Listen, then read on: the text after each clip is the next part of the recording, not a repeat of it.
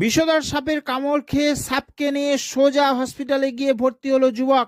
এমন ঘটনায় এলাকায় চাঞ্চল্য ছড়ালো।